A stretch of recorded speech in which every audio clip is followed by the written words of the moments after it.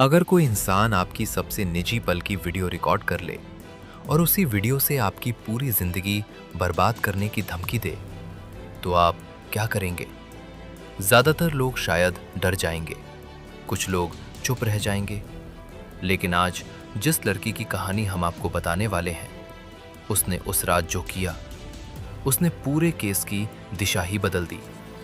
दोस्तों, इस केस में हम पीड़िता का नाम या चेहरा नहीं दिखाएंगे, क्योंकि कानून के अनुसार उसकी पहचान छुपाना जरूरी है।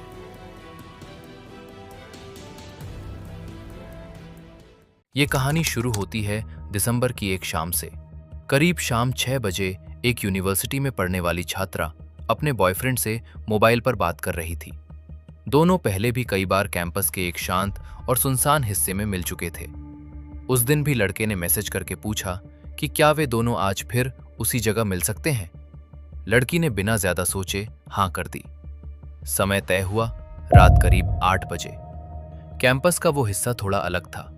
एक तरफ पुरानी और खाली पड़ी इमारत थी और दूसरी तरफ निर्माण का काम चल रहा था। रात के समय वहां ज्यादा लोग नहीं आते थे। जब दोनों वहां पहुंचे तो उन्हें लगा कि आसपास कोई नहीं है, लेकिन उन्हें ये नहीं पता था कि कुछ दूरी पर अंधेरे में एक आदमी बैठा हुआ था और वो काफी देर से उन्हें देख रहा था। ये आदमी कैंपस के बाहर खाने का ठेला लगाता था। उसे पहले से पता था कि कई छात्र छात्राएं कभी-कभी इस सुनसान जगह पर मिलने आते हैं। उस रात उसने चुपचाप अपना मोबाइल निकाला और दूर से उनकी वीडियो रिकॉर्ड कर ली। कुछ देर बाद वो अचानक उनके सामने आ गया। उसने मोबाइल दिखाकर लड़के को धमकाना शुरू किया और कहा कि अगर उन्होंने उसकी बात नहीं मानी तो वो ये वीडियो इंटरनेट पर डाल देगा। ये सुनकर दोनों घबरा गए। लड़के ने विरोध करने की कोशिश की, लेकिन आरोपी ने उस पर हमला कर दिया। अचानक हुई मारपीट से लड़का बुरी तरह डर गया और मौका देखकर वहां से भाग निकला। अब वहां सिर्फ 2 लोग बचे थे, डरी हुई लड़की और वो आदमी। आरोपी बार बार उसे धमकाता रहा कि अगर उसने किसी को कुछ बताया तो वो वीडियो वायरल कर देगा और उसकी पूरी जिंदगी खराब हो जाएगी। लड़की ने खुद को बचाने की पूरी कोशिश की, लेकिन वो उस आदमी से लड़ नहीं पाई।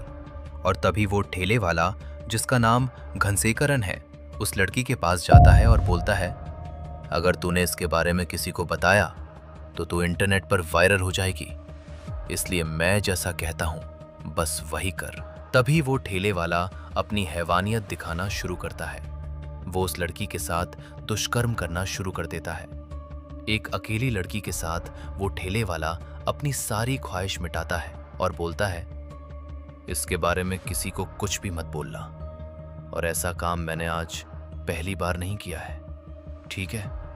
अब मेरे जाने के बाद ही घर चले जाना। काफी देर बाद आरोपी वहां से भाग गया, लेकिन कहानी यहीं खत्म नहीं हुई।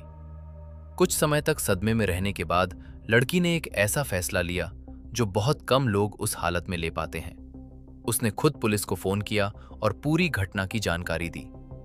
उस कॉल के बाद पुलिस तुरंत हरकत में आई और आसपास के इलाके में तलाश शुरू की। कुछ ही समय में संदिग्ध व्यक्ति को गिरफ्तार कर लिया गया, लेकिन जांच के दौरान एक और चौंकाने वाली बात सामने आई। सोशल मीडिया पर आरोपी की कुछ तस्वीरें वायरल होने लगी, जिनमें वो कुछ स्थानीय राजनीतिक लोगों के साथ दिखाई दे रहा था। बस यहीं से मामला और बड़ा हो गया।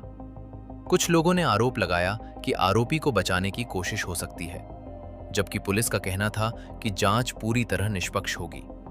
अब यह मामला सिर्फ एक अपराध का नहीं रहा, बल्कि सुरक्षा और सिस्टम पर सवाल उठाने वाला केस बन गया।